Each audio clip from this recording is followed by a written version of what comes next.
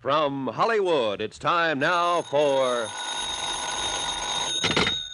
Johnny Dollar. Pat McCracken, Johnny, Universal Adjustment Bureau. Oh, no. How are you, boy? Terrible. Goodbye. Johnny, what's the matter? Well, the last one you handed me was that phony spiritualist case, and it's still haunting me. Before that, it was Laird Douglas of Heatherscope. Oh, you made money on him, didn't you? Yeah. I nearly lost my mind. Well, all right, I've got one for you now that'll surely make you lose your mind. Johnny, come on over, huh? Okay.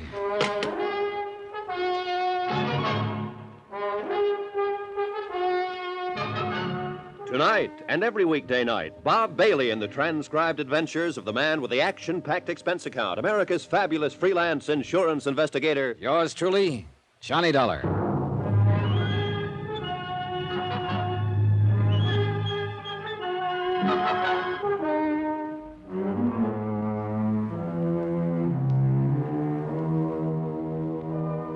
Expense account submitted by Special Investigator Johnny Dollar to the Lakeside Life and Casualty Insurance Company. Following is an accounting of expenditures during my investigation of the Indestructible Mike matter. Expense account item 1, 80 cents. Cab fare from my apartment to the office of Pat McCracken at Universal Adjustment Bureau. Every one of the cases Pat had handed me lately had been rough. And if it weren't for the loot involved, which is to say Pat never really cracked down on my expense accounts, well, after all, I didn't have any other cases pending, so... Hi, Johnny. Hey, you're looking great. Sit down, huh?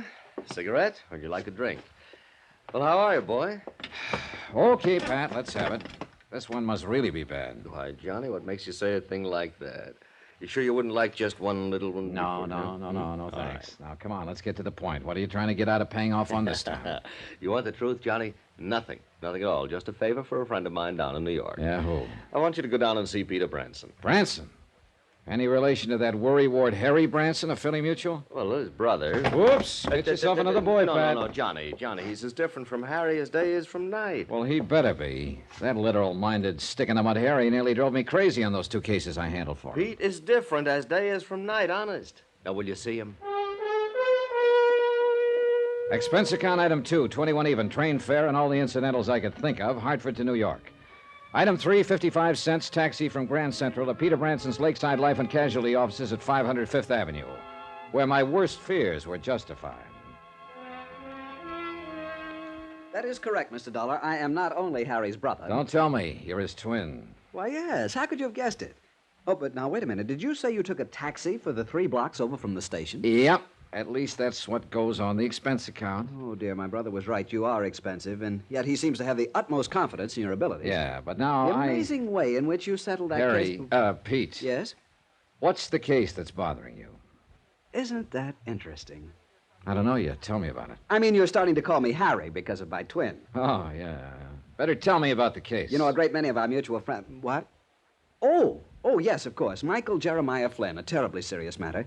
If this sort of thing ever gets out of hand... Who's Flynn? John, he is a bum. Aren't we all? A regular, typical, movie-type version of a Bowery bum. So? And unfortunately, he holds a $50,000 policy. Well, he must have seen better days to carry that much insurance. Never, I'm sure of it. No human being could degenerate to such a state in a mere 47 years.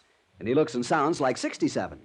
Also, by the way, his policy is only 2 months old. Well, what's happened? Somebody knocked him off? No, but I am sure somebody is going to. Well, then why did you insure him? It was Martha who was really responsible. Who's she? Martha Ingersoll, the girl I had working for me here in the office at the time he applied for the policy. I was out sick for a couple of weeks, and I'm afraid that when I came back, I did not pay sufficient attention to the application she'd accepted. At least so far as Flynn's policy is concerned. You better tell me about it. Oh, of course, he passed his medical all right, though heaven knows how. And his cash payment of the premium was all right. Yes, cash. But I still should have investigated myself before allowing the policy to be issued. Look, you still haven't told me what's wrong. Now, of course, it's too late. Pete. Oh, of course. Well, it's simply this. The home address that we have for him has turned out to be the Glad Hand Rescue Mission, just off Fulton Street, near the Fulton Market. Yeah, biggest fish market in the world, isn't it? Well, yes. A fascinating place. Ships loaded with fish from all the 7 seas, colorful characters speaking a dozen different tongues. Yeah, well, I'm sorry I interrupted what you were saying about that's Michael. That's all right. I'm quite a connoisseur of seafood, you know. Real epicure, if I do say so. Have you ever tasted Boston scrod? Yeah, sure. Now, let's get back to the case. Oh, yes, Michael Flynn. Michael Flynn, that's right. Well, Mr. Dollar, John, it's simply because of what's happened before that I'm so worried about this one. After all, $50,000 is a sizable policy. And what has happened before? The same thing, so you can see. Harry, Pete, I can't see a thing. John, it's like the Angus Cormac matter back in 47, like the old Mother McCrary affair that happened. Trying to tie Peter Branson down to the facts of the case was exactly like trying to tie his brother Harry down, only more so. I had to keep reminding myself that all of Harry's assignments had paid off handsomely for me, and keep hoping the same would be true of his brother. 3 separate times in the next 15 minutes, Pete launched forth on the Epicurean delights of seafood. And 3 times I vainly tried to steer him back to port. Finally, I threatened to walk out on him unless he got down to business. All right, John, I'll give it to you in black and white. Oh, not literally, of course. I mean, I'll tell you from the beginning. Attaboy. Now, 4 times within the past few years, this very same sort of policy has been issued. To some penniless, worthless bum. Yes, and everything has indicated fraud. How do you mean? In only one case were the police able to prove anything, the case of Maggie Dolly Varden Smith. Oh, yeah. Seems to me I remember that. Some racketeer, ex-bootlegger. Correct. Candy Kid Schultz. Yeah, he insured the old derelict for $20,000, $30,000, had himself named beneficiary. That is correct, and then he had old Maggie murdered. Of course you remember. And you think you've got the same sort of a situation here? Yes, John, I'm afraid so. And you can't cancel the policy unless there's proof of an attempt at fraud. Correct. So you can see why I'm so deeply concerned over this. Oh, if only I hadn't left Martha Ingersoll in charge while I was sick. Who's named as beneficiary in the Of course, policy? she did sell some good policies. What? Beneficiary. Oh, yes, here it is. John Wesley Cosgrave, 621 East 49th Street here in Manhattan. Mm-hmm. What do you know about him? Nothing, really. And frankly, I'm afraid to find out. John? Yeah, I'll look into it. And what's the address of this rescue mission where old Michael hangs out? It's down near the big Fulton Fish Market. Let me see. Here, why don't you give me that whole folder so I can get what I want from it? Of course, John. But I am sorely afraid there isn't much to get. I'm sorely afraid Peter was right. Fine, I had to start somewhere. Item 4, 280, taxi back to Grand Central to pick up the bags I'd parked there, and the same taxi to a slightly dingy little hotel a couple of blocks off Chambers Street on the Lower East Side. Item 5, $9.83 to a second-hand clothing store where I outfitted myself in hat, coat, pants, shirt, shoes, and socks that I hope would make me eligible for a spot on a bench at the Glad Hand Rescue Mission.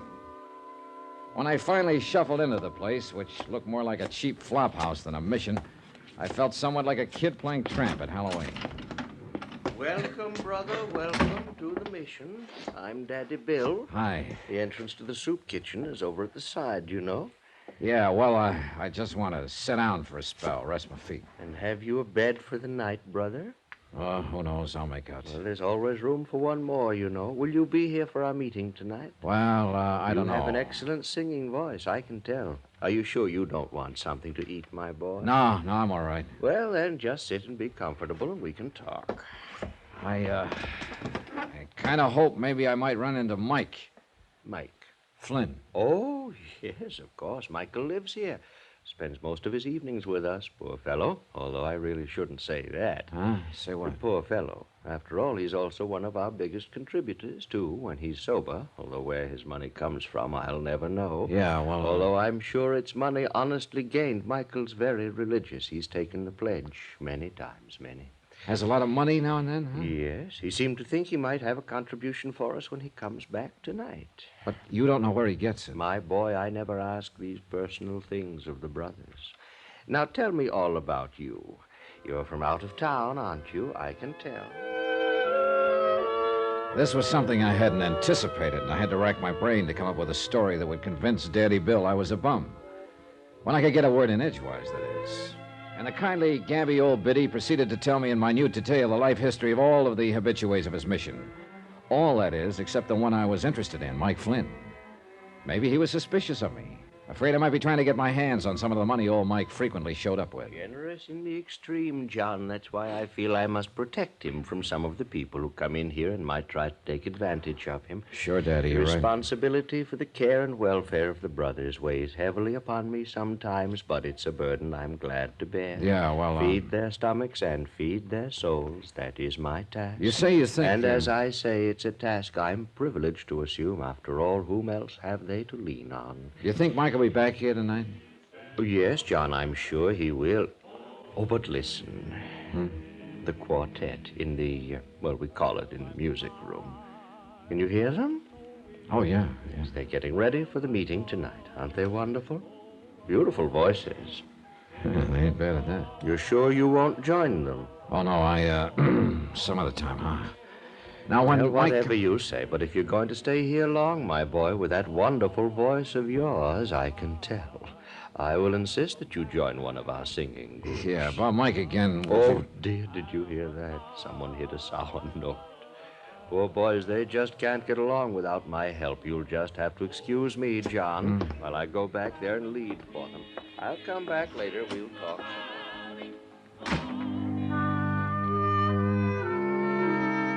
I don't know whether it was the overuse of steam heat in the battered old assembly hall in the mission, or having listened to 2 solid hours of Daddy Bill's talk about his boys.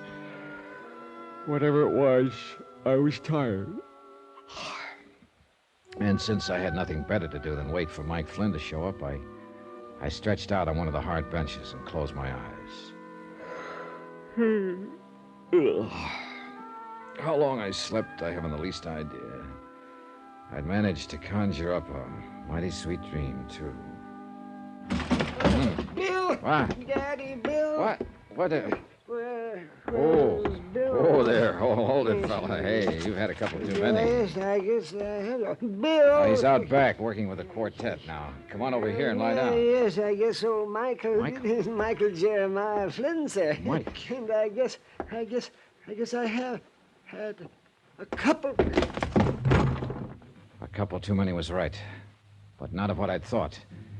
His tattered coat opened as he fell, and there, just below the heart, 2 dark red splotches slowly widened on his ragged shirt. And it looked like Peter Branson was right. The beneficiary of Michael Jeremiah Flynn's life insurance policy was anxious to collect.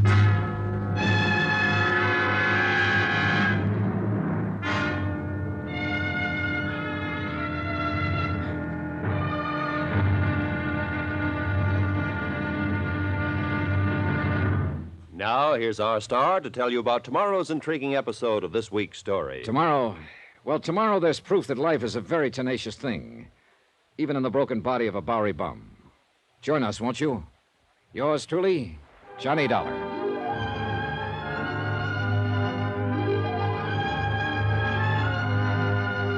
Yours truly, Johnny Dollar, starring Bob Bailey, is transcribed in Hollywood. It is produced and directed by Jack Johnstone, who also wrote tonight's story. Be sure to join us tomorrow night, same time and station, for the next exciting episode of Yours truly, Johnny Dollar. Roy Rowan speaking.